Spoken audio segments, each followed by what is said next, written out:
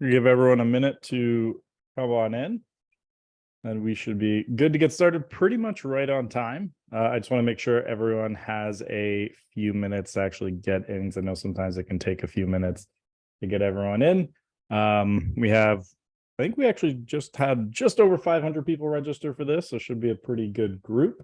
I mean, you always expect maybe 30 to 40% to come live, and the rest will watch the recordings. So we should have a pretty good day today. So we're talking about how to generate leads easily on Facebook. So we're going to kind of walk through the whole thing step by step. Should be pretty good. And I'm going to do it more or less presentation style.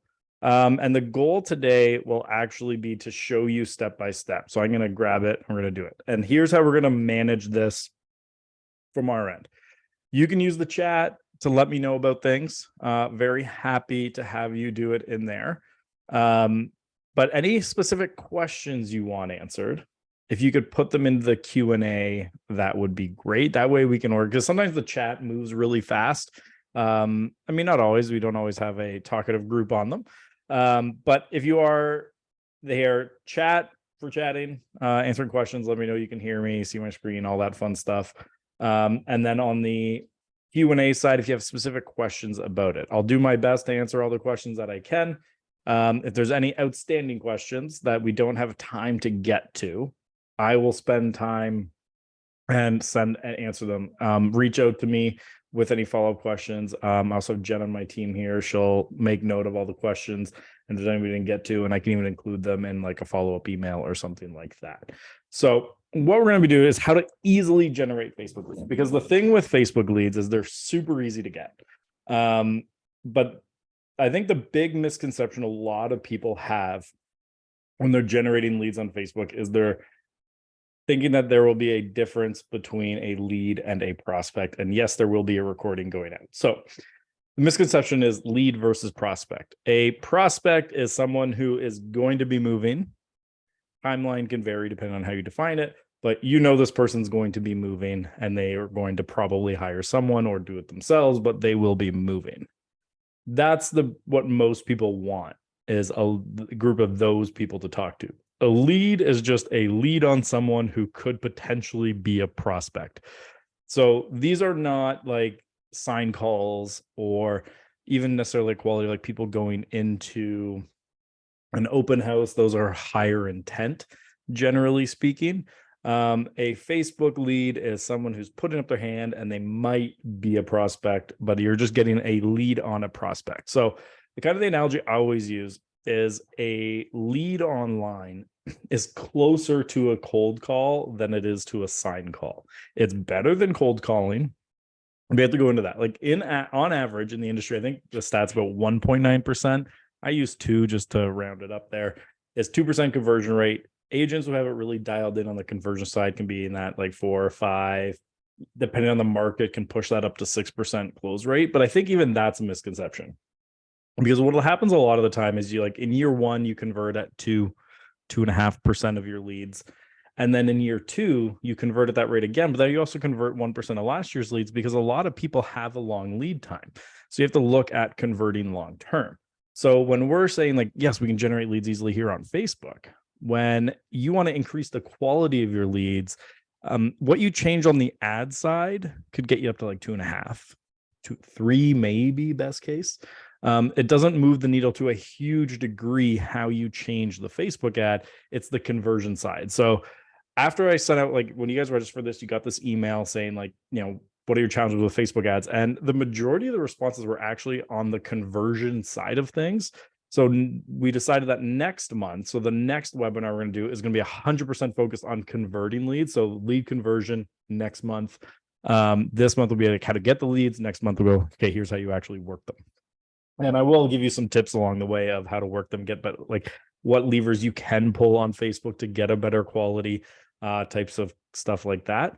But I'm just going to share my screen, jump right in, and we're going to walk through. So there's 2 types of campaigns that easily get leads. The first one are listings. If you have a listing, it's the easiest way to get a lead. Now, it doesn't have to be yours. It can be someone in your offices, or depending on how your MLS is set up, where you can like see who's giving you permission to advertise their listing. That's an easy way. As a benchmark, for most listings, you're going to be in the $1 to $3 a lead range. Or when I say lead, it's name, email, and phone number of someone considering or just wants information about this property. That doesn't mean they're thinking about moving yet. A certain percent of your leads will always be fake. The Mickey Mouse ones or like the f@fu.com leads, that's going to happen. You can't control. Like generally, we try to aim that, if we're getting more than like 20 or 30% of the leads are fake, then that's when we want to start looking at what can we change about the campaign. But I know not everyone has listings or even access to listings all the time to be able to advertise to get leads. So then we look at the next thing. Easiest way, it's a lot of people say it can be overdone, is the list of home style campaigns. So these are like the most common ones you see are based around price point. So it's be like, get a list of homes under 800,000, get a list of homes under $1 million. I'm not a fan of those campaigns when it's price point focused, especially when you're looking at the way prices have gone the last few years.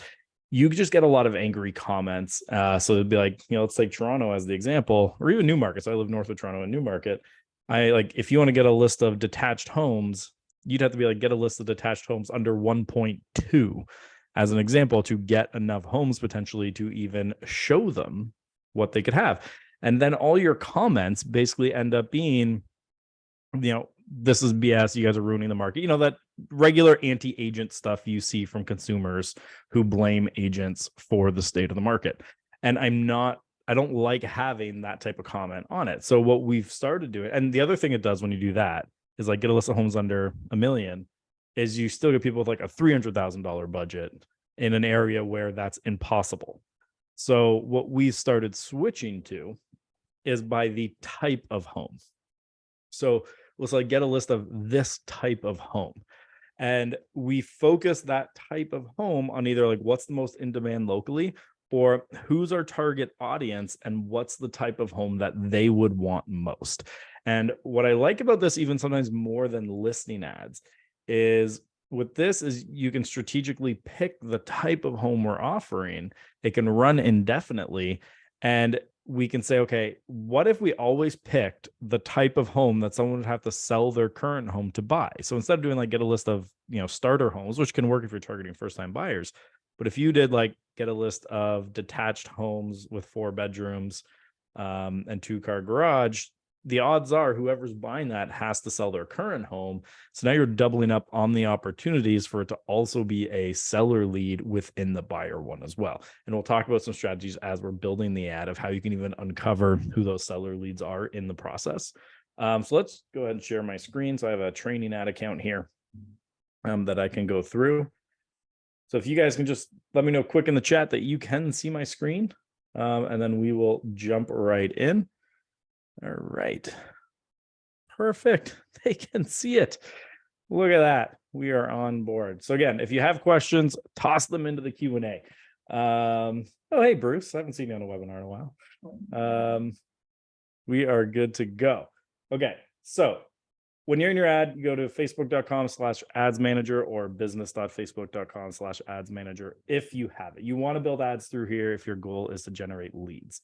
If you're not generating leads, then I thought Bruce was sending the XO, but I'm even happier that it's Mary. So we are good to go. So we're going to generate leads through here, and you have to do it through the back end if you want to actually, your goal is leads. If you hit boost post, it doesn't give you the same ability to generate leads how we're going to do it. So you come and click the green button. If your thing looks slightly different, Facebook's always rolling out new ones. Here, what you want to do is literally what it sounds like. Click on leads as your option. If you're curious what the others and when to use them, I do have a video on our YouTube channel that walks through them all. But for today, because the whole point of this webinar is for leads, we're just going to go straight into the lead side here and then click on continue. Don't worry about some of that other stuff there. So here we'll do like list of homes with big yards, for example, because that's been a popular one the last few years because a lot of people have wanted homes with more outdoor space. Now, you do have to market as a housing category ad because we are specifically doing it around that. You have to. There's no way around that. You could try to get cute, but you're more likely to get your account shut down than not. So turn housing category on and keep going. don't touch this stuff.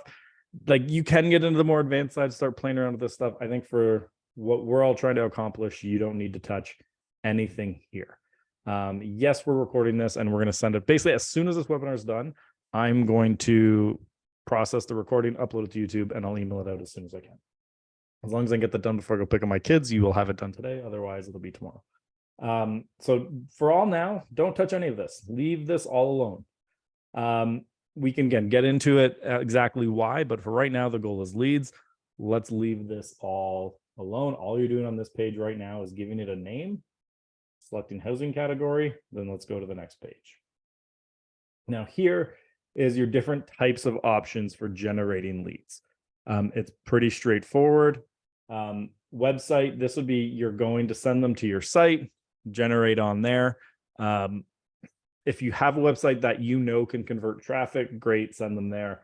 I think for a lot of us, because the goal here is, leads, you're not necessarily sure the quality of your website for conversion. You're going to want to use instant forms, but I'll walk you through the other ones as well.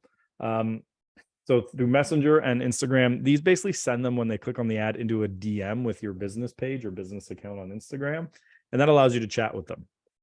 I find that the cost per chat on Messenger or Instagram is about the same as it is to generate a name, email, and phone number through forms. So if I'm paying the same amount, I would rather get their name, email, and phone number.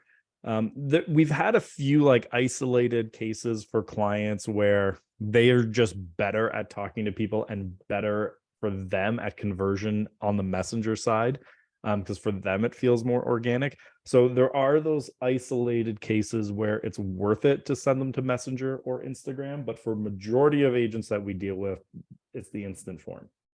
There is an option here as well to do calls. So this would be when they click on your ad, it pops up a form, or it pops up a little thing that says, would you like to call this number? They hit dial, and you just get phone calls directly to your phone.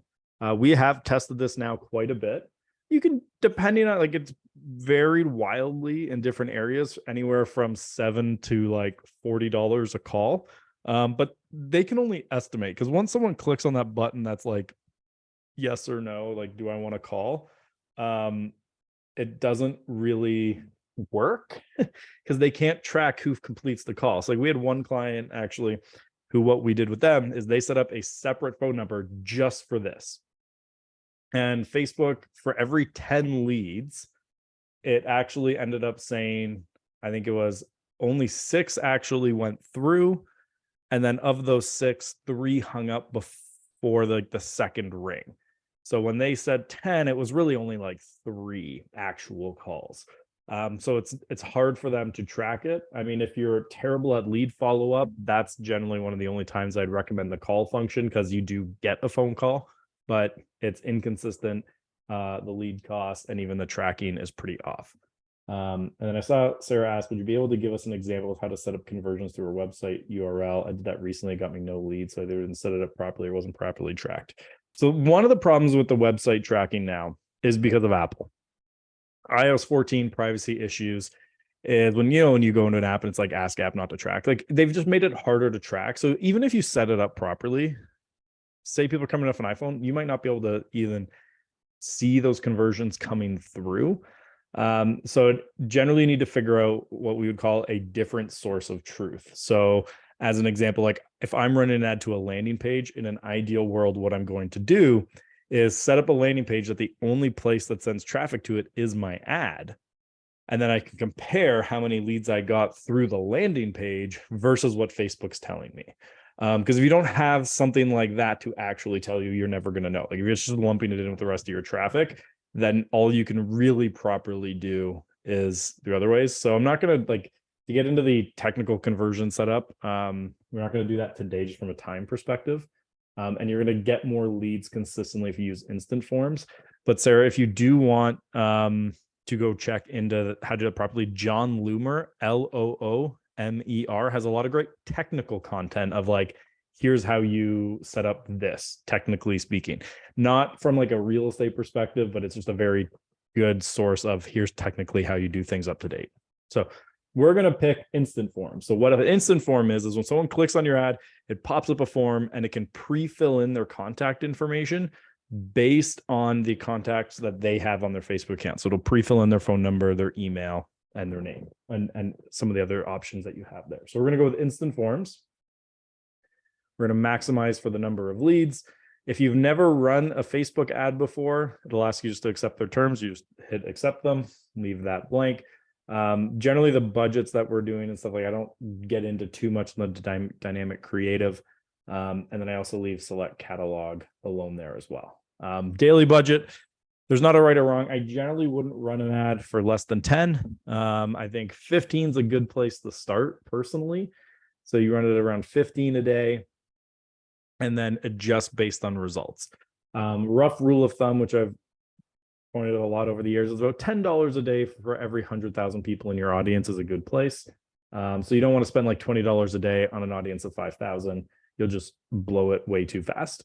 But if you have, say, an audience of 500,000, that doesn't mean you need to put 50. You're still going to be fine with around that 10, 15 range. If we find under 10, doesn't seem to work as well. Like even the cost per lead can raise significantly under 10. So normally we save under 10 for something like retargeting ads where we know it's a smaller audience and we're going with a specific message to them. I regularly personally don't set an end date for something like a list of homes where there is no like end to it being relevant. I will keep it going. If I'm advertising a listing, I'll generally set an end date at a week or two in. A lot of the time it's like a week because the first week of a listing is when you get the most and cheapest leads. And then coming into setting your targeting. So this is one where since the housing category came in, a lot of people have been really frustrated because what you can do from a targeting standpoint has changed so dramatically. So location, obviously, we're going to change it. So like, for example, I just always use my old office from when I was selling as my go-to. And it's not even so. There we go. So the most you can do is a 15-mile radius. There's not a great option there other than it's 15 miles. The easiest thing to do, depending on where you are, is just the address of like the listing or the area you're in. You put that there. Now, if you were in Toronto, for example, you can put that in the lake. And now that 15 miles isn't going to necessarily go as far north as you want. So depending on where you are, like, you know, if you're near a body of water, try and burn some of that in the water. If there's like big farmland nearby, it doesn't have to be the center point where you actually targeting, but you can play around. Like we had a client in Florida who was like West Palm Beach and wanted to do waterfront condos. So like 14 miles was in the water and just that little bit covering the actual inland side. So that can work pretty well. But, you know, for example, here, you don't really have much choice. The only thing I would generally do here, like, is maybe it makes more sense for you to put that a little bit further north. So you're capturing more up here than down there. But again, look at where you are on a map. You have to do 15 miles. You can't change that. The one thing you can change though, is this part. So this is targeting, and I've heard this is going away. So if you come back, if you're watching this webinar, so today's May the Force be with you. If you're watching this a month from now and they don't have these options here, they've just removed it from some accounts. And that might be coming. I forget the date, but what we'll often do is do people living in this location. And what that does is now it's only people who actually live there, not necessarily just people driving through. Because especially like if you're in an area with an airport, like, you know, we're looking at this map, if you're in Mississauga and you leave it on people recently in, even anyone just landing and flying and then they're driving hours away, they're going to be caught up in your targeting. So by switching to living in, you know, it's people who live in the area you're going. If you live in an area where there's a lot of people who like buy and sell, or sorry, not sell, but buy who don't live there, then you might still want to leave this on, do it.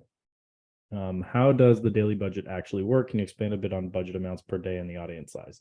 Yeah. So basically when you're doing a daily budget, it will say like, roughly speaking, we're going to keep it at this. And it does explain it here when you do it. You'll, you know, average it out to $10 per day and no more than 70 per calendar week. Basically that's what it's doing, is it's setting your budget and saying, I'm not going to go over this amount. It used to be that they would not go over that $10 in a day. So it's like if you're at $9.99, it would just stop. They've now made this adjustment over the last few years where they'll let you go $1 over, then the next day they'll go $1 down, which is what lifetime budget used to be. So the only difference between a daily budget and a lifetime now basically is, the lifetime budget has a set beginning and end, And the daily budget you can run indefinitely. You just set the, okay, I want to spend $10 a day and I'm going to run this until I say I don't want it to run anymore. A lifetime budget is $50 for a week. There has to be an end date on a lifetime budget. Can we schedule the ads to run only in the evenings? Yeah, absolutely.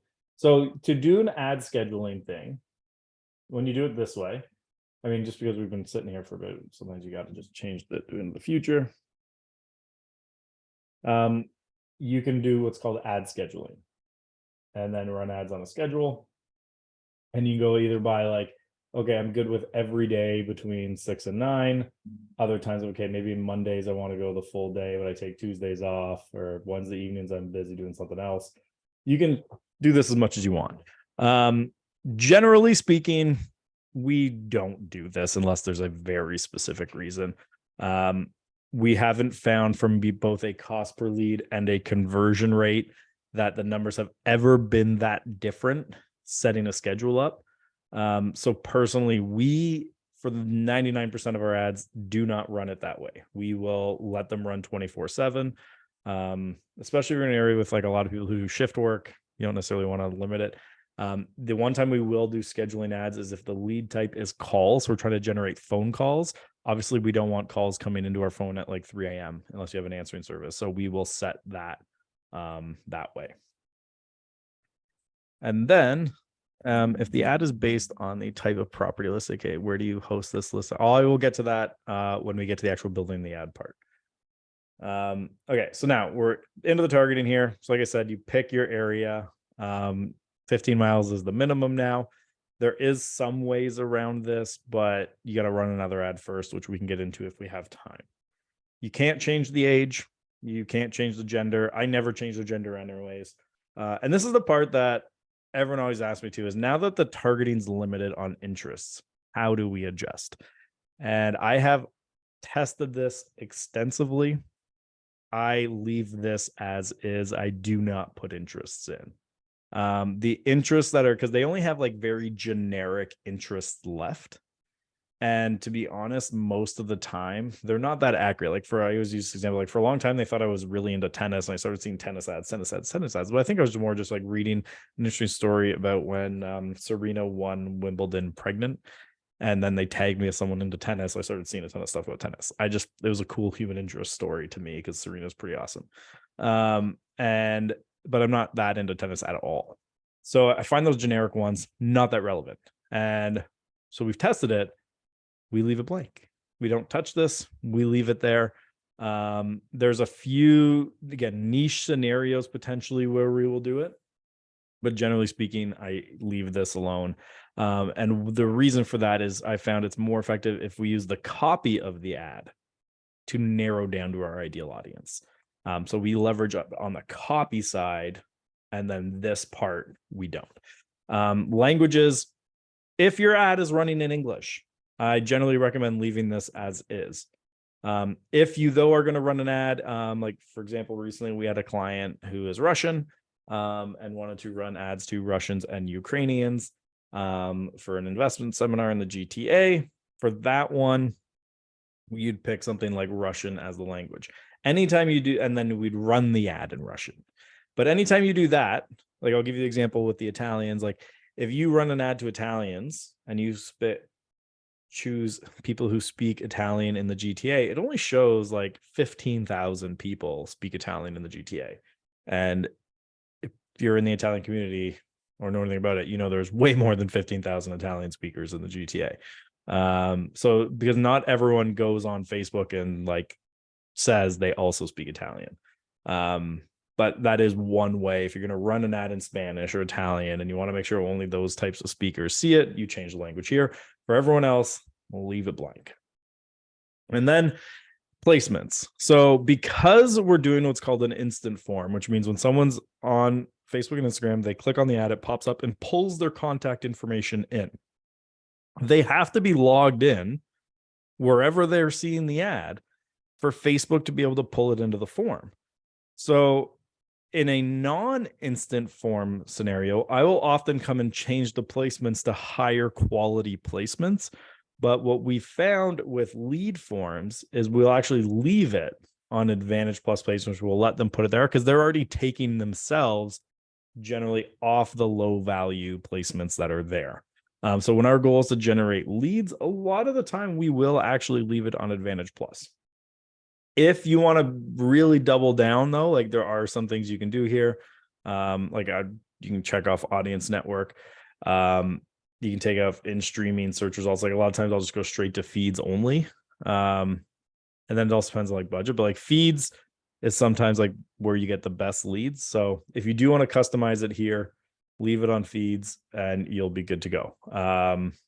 Facebook generally still to this day gets you more leads than Instagram feeds will.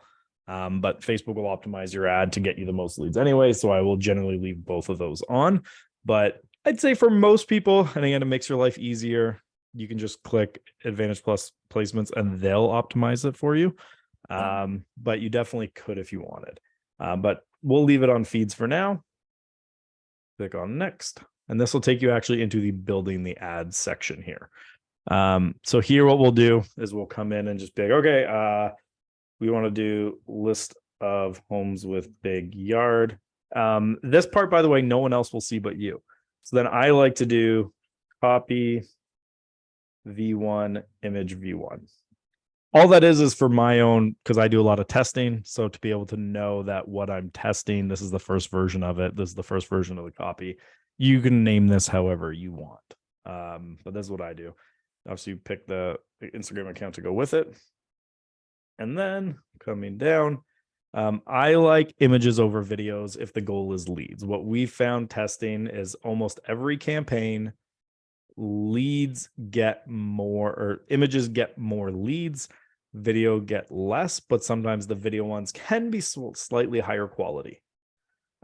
So it is kind of a mix there, but I will generally say that you're going to get more leads with images, slightly higher quality with a video, but then there's the branding side of the video worth considering. So for some people, it's worth it. Like to give you a benchmark of the difference with listing ads with an image, we're $1 to $3 for every name, email, phone number we generate. And generally with videos, it can be closer to $4 to $8 for every name, email, and phone number. And I see this question. If someone clicks on your ad on a lead and it's set up as an instant form, do they have to additionally approve their information being shared with you, or do you just automatically get their number and email? So there is a pop-up and they're hitting submit, and there's another way to add an extra step there. But so yes, they do have to click submit, but a lot of people treat it like Apple's terms and conditions, where they just see a pop-up and they hit the button to make it go away, not realizing it's giving you the contact information. So there will be a certain percent of your leads that potentially might be like, yeah, I had no idea I was giving any of my information. How did you get this? So that will happen, but there's a way around that to make them confirm they're giving you their contact information, which I can show you. It's just, if you add that in, you get a little bit less leads, and there's no right or wrong there. Which one works better for you. So again, we go with image. If we're going with list of homes as the goal, I will just pick an image of a home. Do you split test carousel in your images? So I will do a single image. We have split tested this before. Generally, I will say that single images will outperform carousels most of the time. We have not as big of a discrepancy from a carousel to a video or something like that, whereas but you're maybe 20% higher lead cost with a carousel compared to a single image.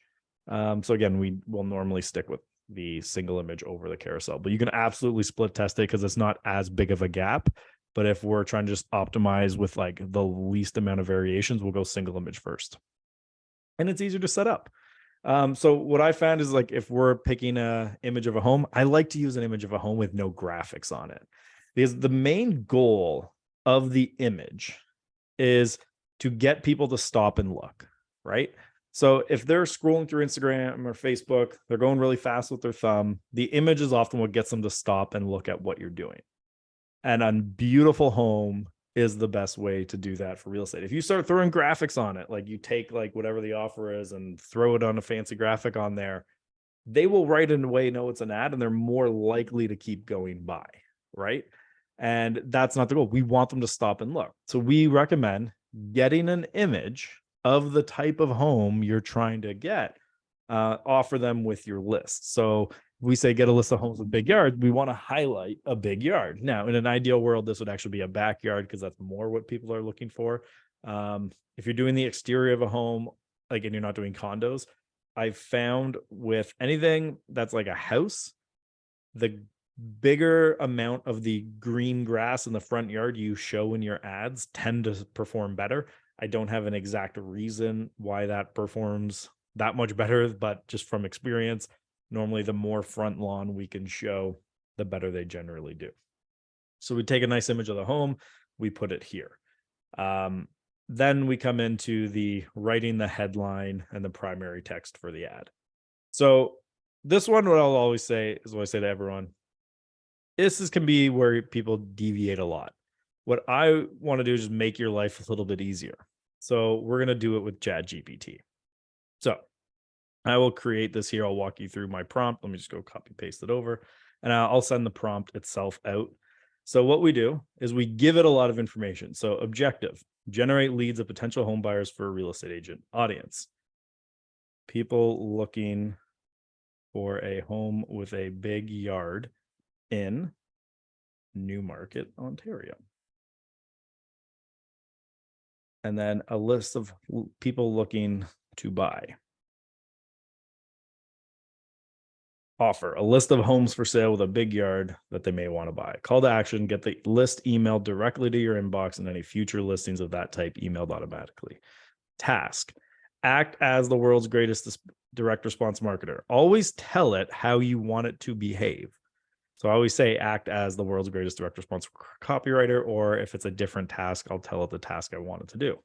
And then I say write 5 Facebook ads with primary text and headline included. And then I'll even tell it what I want it to do from the 5 different variations. So I'll do version 1 in the AIDA copywriting style, which is attention, interest, decision, action. Version 2 with the PAS copywriting style, which is problem, agitate, solution. Version 3 is the before after bridge, which is like, here's where you are before, here's what you could be after, here's the bridge to get you there. Version 4 in the style of Gary Halbert, who's a famous copywriter. And then just sometimes he produces some good stuff. Version 5 in the style of the actor Ryan Reynolds. Then you hit enter. And it's going to give you different variations here of text that works pretty well. What I will normally come in and do now is start changing things around. And that one actually cut off before it finished. See how sometimes if you ask for it for too much, sometimes it doesn't finish. So you say continue and it'll finish that thought. And I'm going to send the whole prompt. First, I'll leave it here for a second if anyone wants to screenshot it. But in the follow-up email, I will include the prompt for everybody since you were here and it's helpful. But what I will do now is I will start looking through these and I'll mix and match. Because what I find is you're never getting a perfect one from a single output, but it gives you some pretty good options. And then you start tweaking and changing. And these are generally still better than what most people will write. And what I'll generally also do is not keep it exactly, like I'm not going to keep it as a big block of text. I'm going to put some line breaks in. But let's say like I'm going through this and I'm like, you know what? I think version 2 is the best. Can you give me 3 variations? It'd help if I could spell properly. Variations of version 2. And now it'll now come in and say, okay, here's some more variations of that. This can speed up this process so much for you. So, and here's what we'll do now. Again, normally I would edit it more, but I'm just for time, we're not going to do that. So take headline. Let's take that. And I think for the ad itself, I could leave out Ontario. The reason I put it Ontario in a prompt is there are other new markets in the world. And I've seen it if I just put Newmarket, that it'll be like Newmarket and add in a different place. So I just, for context, make sure they know. So you put that in there. And then let's take this and put it into the primary text. And now we're going to start editing it. So what I find has this initial question here. So again, we take out Ontario and I'm going to line break right there. So I like it that it opens with a question. And right now, anyone who says yes are the people who are going to keep reading. And then here, our team has curated a list of expert homes for sale that match your criteria and exceed your expectations. Another line break. Imagine waking up every morning to a beautiful yard surrounded by loved ones in the comfort of your own home. You deserve nothing but the best. We're here to help you achieve it. And then again, line break, because people don't like reading big blocks of text on something like this. And then here's what we got. Now, the one thing I would hear when I'm looking at it from this is I think this one, we'd actually be in good shape getting rid of that from the copy. So it's like, you're tired of setting for less. Imagine waking up every morning to a beautiful yard surrounded by loved ones in the comfort of your home. Don't waste any more time searching through countless lists. Get your list of homes. And then I would add in with big yards, email directly to your inbox and start living the life you've always wanted. And then obviously take out the words call to action. Get your list now by clicking learn more, and we'll email it directly to your inbox. So here's the thing, even if after the ad, and I'll show you where I mean it, you're redirecting them to the list of homes, still have it emailed to them. And the reason I do that is I put and we'll email it directly to your inbox, because what I want people to understand, if you're opting into this, I'm emailing it to you. So you have to at least give me the right email address or you won't get the offer. Because if you don't say that, people will opt in with fake info at a higher rate because they just want to get the info but not have the contact. But if I say I'm emailing it to you, then you have to. And then I see there's a question here. Should we use emojis? Yes and no. We've found that emojis don't boost the cost per lead anything significant or not. I mean, sometimes I feel that they like make it stand out a little bit more, but when we're looking at the stats of emojis versus no emojis, the cost per lead is generally about the same. So it's, for me, it's more of a branding tool. So if it fits with your brand and you're using them regularly, then absolutely put them in your ad. If it doesn't quite fit with your brand, you don't use them, then don't worry about it. It's not going to impact the performance that much. With that being said, it's been a while since I've done a direct split test. So I probably will run one again soon. Let's see if that's changed over the last little while, because sometimes it could, but no, we haven't seen it. Generally we like that, like 1 to 4 emojis is like the right amount before it can even start impacting the ad. If your ad is all emoji, then we found that that could actually then dramatically reduce the results. But again, it's more of a brand piece than a performance piece. Then we go through here. I'd like to change this just to learn more. Just gets more clicks, even though like get offer could work, that type of thing. But I've just generally found you get the most clicks using learn more. Then we come in and now you actually have to create the form. So you continue. There are things you can't ask for. You can't ask for people's budget on something like this. They think it's too personal to ask for financial information. So you got to be a little more careful here. Another thing to note, the second you hit publish, you can't come back and edit it. So as you fill this out, you have to be sure you're getting it right how you want it. So here we'll do list of homes with big yards.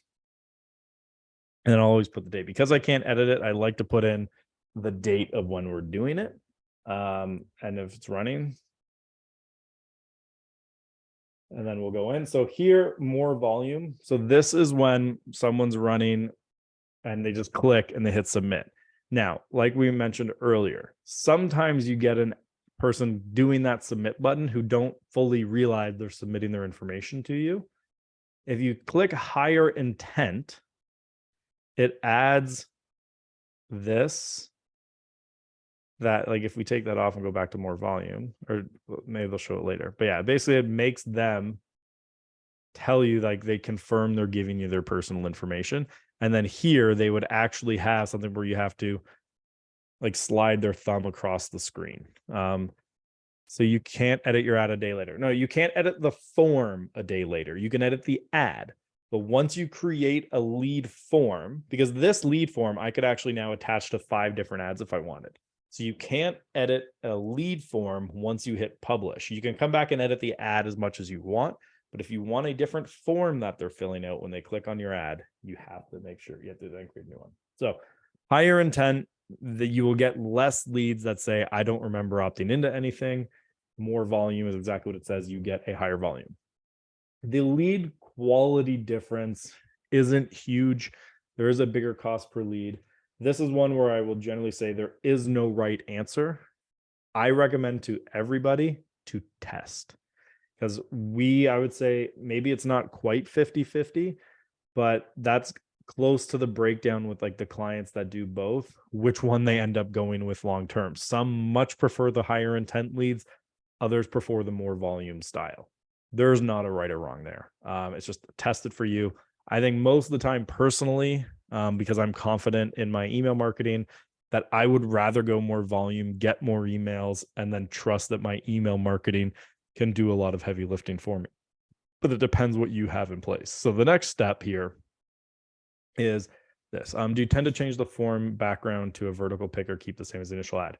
I keep it the same. I like having consistency. So if they click on an image on an ad, they go to the next step, it looks the same. Same if I'm going to a landing page. I want what they see in the ad to match the landing page. You want to have that consistency across whatever system they're going. So I just keep it the same. I don't change that out. You're absolutely welcome to. I don't like to do that.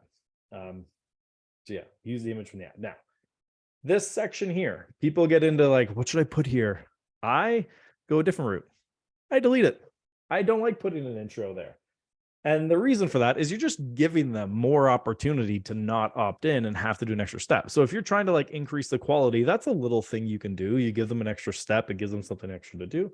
Because to oversimplify online lead generation, if you want a higher quality lead, just put more stuff in the way of them becoming a lead. So if you're like, I'm trying to get the highest quality lead possible, I'm going to do a higher intent form. I'm going to put an intro page. I'm going to ask custom questions, and I'm going to make them jump through all these hoops. That's why generally a landing page could be a slightly higher quality than a lead form, because they have to click and then they have to click again. They have to fill out their information, higher quality lead. Normally the volume you can get from this offsets lead quality, but not for everyone. And again, it depends on your situation. So for most of you, get rid of the intro page and go straight to where it fills in their information. And a lot of people also here start getting like, okay, what do I put in? Where do I put it?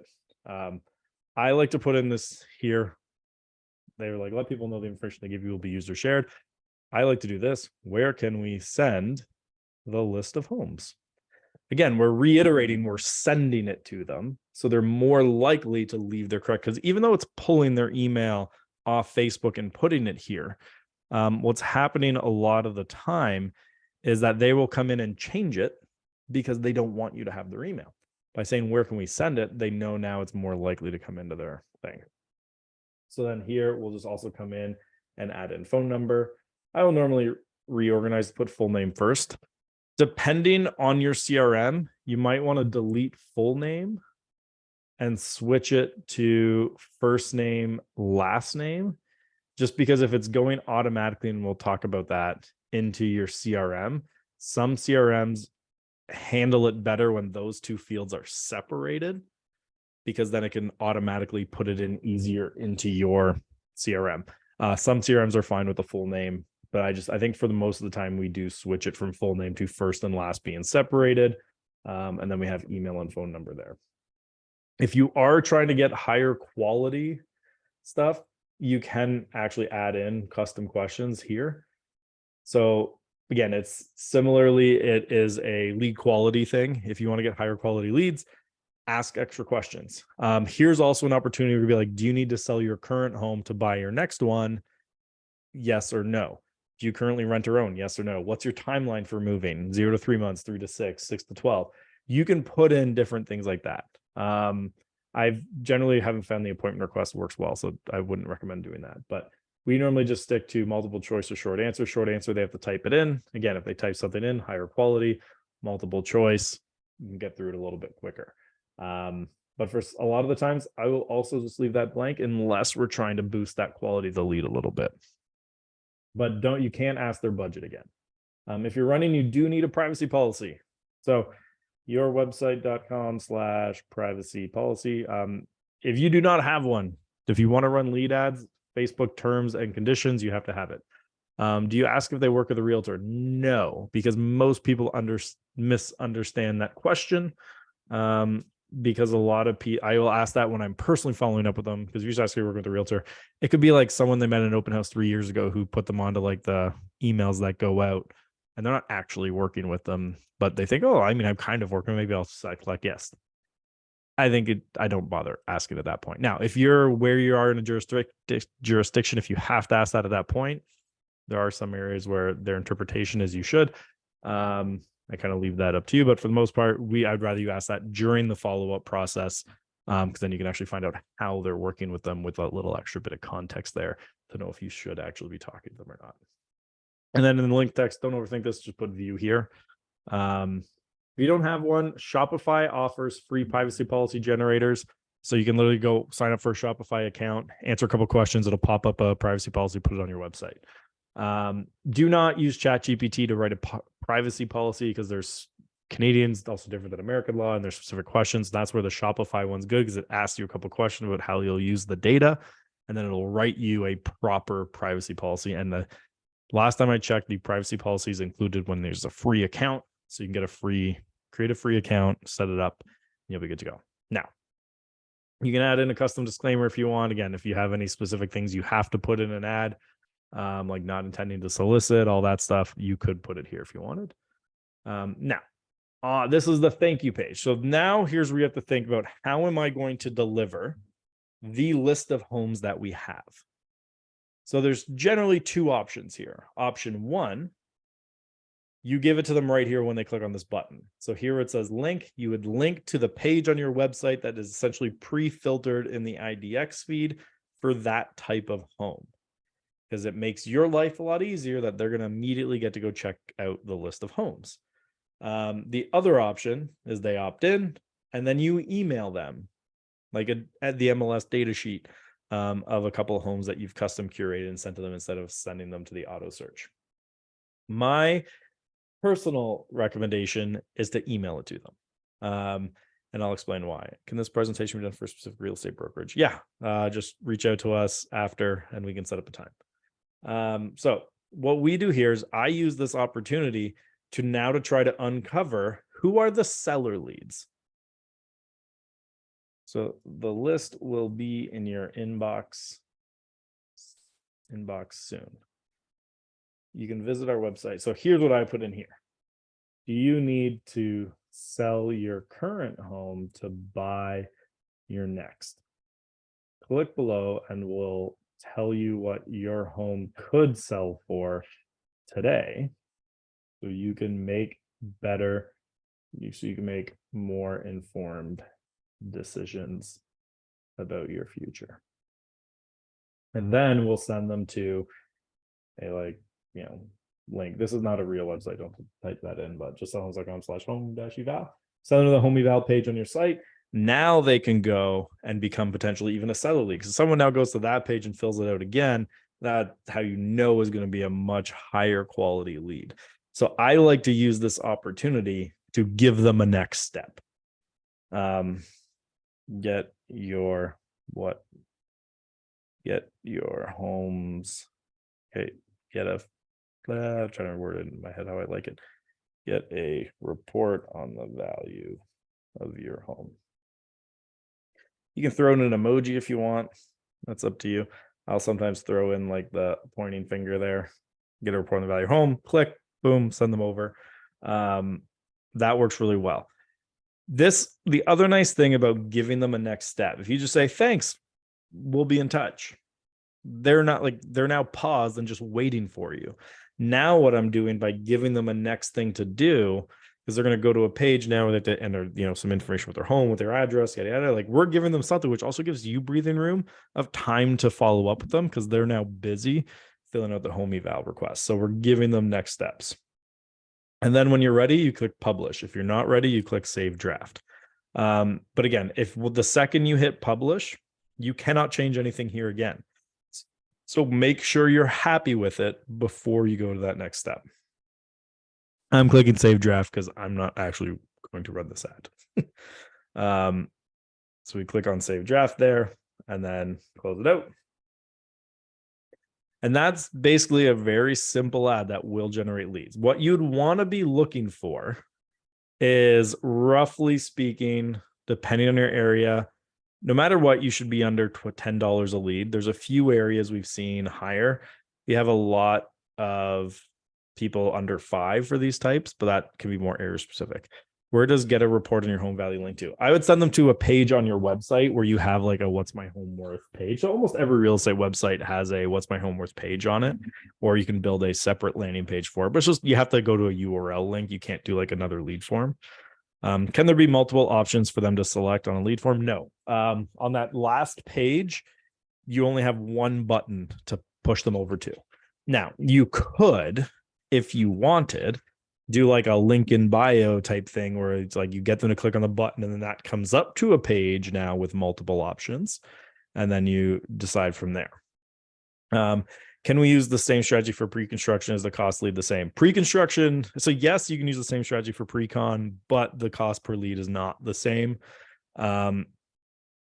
We haven't done like it too often with pre-con, but pre-con usually best results is project specific, and then project specific can also be can vary wildly. But normally what we'll often do is like with condos, the most effective list of homes has typically been get a list of homes with outdoor space. So like, whether it's a terrace, a patio, something like that. People love that one, or 2-bedroom condos. People love those ones, it seems, from the ones we've run. So that's how you set up your ad. You have your campaign, your listing. Is there an ad breakdown example like this for a single listing? I don't know if I've created one. We do have a perfect listing update template that I'm creating. Because we wanted to update it, but there will be some. And I actually just with the team kind of finally perfected a chat GPT input for listing ads that like we've managed to like play around with it enough that it like puts it out exactly how we like it. But I'm happy to do another one to do this with. What's an appropriate timeline budget to start with? When will you know if your ad is working? So you'll start generally getting leads within the first 24 to 48 hours if you're doing $10 to $15 a day as a budget. And because these ads are generally under $10 a lead, you should know pretty quick if it's working from a lead standpoint. I would generally, from a conversion standpoint, wait till you get 30 to 50 leads before you decide if you're going to kill the campaign or not, because it could just be bad luck. The first 10 leads you get are like fake or low quality. Give it a little bit of time and follow-up effort. Is there a minimum duration you should run the ad for? You temporarily pause ads. Does this affect performance? So minimum duration, there is no minimum duration. You can run it for 10 minutes if you want. The odds of you getting leads in 10 minutes is pretty low. I would generally, personally, I try to let every ad run for at least $50 to $100 in ad spend. Generally, I prefer to go closer to 100, but if you're on a tight budget, you can definitely go lower. And then temporarily pause ads. Does this affect performance? Yes, it can. There's no guarantee. So we've had ads that we have paused, waited a week, turned them back on, and they perform just as good as ever. We've done the same thing where we've paused it, and whatever reason, the algorithm changed or screwed up, or we can never make the ad work again. So unfortunately, there's not a great answer to that. Ideal image dimensions, 1080 by 1080 pixels. So if you're using Canva, custom dimension 1080 by 1080. Is the goal $2 to $3 per lead? Is that the benchmark you use to know if an ad is working well? If it's a listing ad, $1 to $3 a lead is what I'm doing. For a list of homes, I really want to be in that 5 to 10 range. Like, I mean, we definitely do some list of homes that are under 5. Anything under 5, run it as much as possible. 5 to 10, you're still pretty happy, but you're testing more variations. You're trying to get it lower. Over $10 to $15 a lead for a campaign like this, you're spending too much. Like we have clients where like anything over 10 is just an auto kill, and we go under and try to get more leads that way. So it can vary quite a bit there. I tried one ad, got 41 clicks, but only 2 leads. Any ideas? I'd have to see the ad. Usually it's like the offer wasn't strong enough. It also depends like how you're tracking the click. But yeah, generally if you only got 2 leads, depends also like what's your cost per click on that. Like if you're doing 10 cents a click and you got 2 leads, that's worth it. I'd more look at cost per lead. Like what's your paying? Like what did you pay to get those 41 clicks? But there's not enough context for me to give you a good answer there. Now, once you generate this lead with a lead form, it just goes into the back end of your Facebook page. You do need to use something like Zapier to now get the lead. And so you'd be like, if you have a Zapier account, you'd get a Facebook lead ad, and then you'd go through and set it up. And then on this side, you'd have to pick like your CRM. So like a lot of our clients use Follow Up Boss, for example, and you'd pick that there. And what you'd be going through is just like walking through and matching the forms. And you'd be like, what it'll do is anytime that lead's generated, it'll then send it into Follow Up Boss. There's also an option here if your CRM or you don't use a CRM that it can email it to you. And that's where you can start getting into like, but just check your CRM if it's here, and you'll be able to send your leads directly in through Zapier. Do you get higher quality ads with a higher budget or more leads with a higher budget? The budget usually does, like under 10, yes. Like 10 seems to be for real estate ads, that kind of magic number where results start improving from 10 and up. Under 10, normally not as much. And then, but then there's also a limit the other way, depending on the audience size. Like if you have an audience of say 40,000, you're spending 50 a day, you'll exhaust it so quickly potentially that it might not work as well. Should we upload images of different sizes to fit the different spaces? Yes, if you want. Facebook can optimize them for you.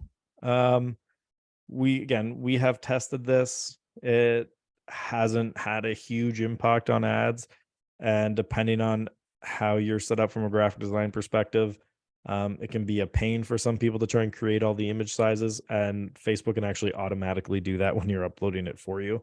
Again, we've tested both, and for this type of ad where we're just doing like an image of the home with no graphics on it, it doesn't matter. If you're putting graphics on, then yes, you definitely want to create it for each one.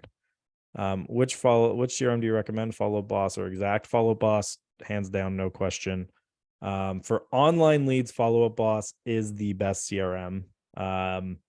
There's other ones that are good, but for online leads specifically, Follow Boss is amazing. Like if you're doing more referral based business, I wouldn't necessarily put Follow Up Boss at the top, but for online leads, I have never found a better one personally. Possible to create a pre-filtered IDX feed that I embed into my WordPress web page, or is this result not linking to a published page? You can, and we have clients who do that because then you don't have to send them the link to follow up after, or to the list of homes after. But I like to send them to that separate opt-in page to find out if they're a seller lead. So I don't like doing the pre-filtered IDX, but you can, and some clients do that because it makes their life easier. It's more how does it fit into your workflow is your consideration there. What I think Zapier is like 20 a month. I could be slightly off on that. Can you not just download the Excel sheet with the leads for Facebook Manager? Yes, but that kills your response time if every time you have to go into your page and download the leads. And for a lot of leads, like how quickly you get to them does matter. There is some nice strategies to do it the other way, but yeah, it can matter quite a bit. So that's how you easily get leads on Facebook. Again, these are generating leads, not prospects. So if you're looking for prospects, there's other ways. Next month's webinar, we're going to dive into how to actually convert these leads now that you've generated them. Also, if you want, I will. So this year we send an email, $10 a month. You sign up for the year, and we send you like tips and stuff we do all the time every week, basically. And because it's May the 4th, there is a coupon code. If you correctly answer who shot first, it will give you $5 off. That's actually true on, and I'm not going to repeat this outside of this, any JSH product out there, no matter the cost, gives you $5 off at any time of year if you answer the question who shot first correctly. That's just my little Easter egg I had from years ago.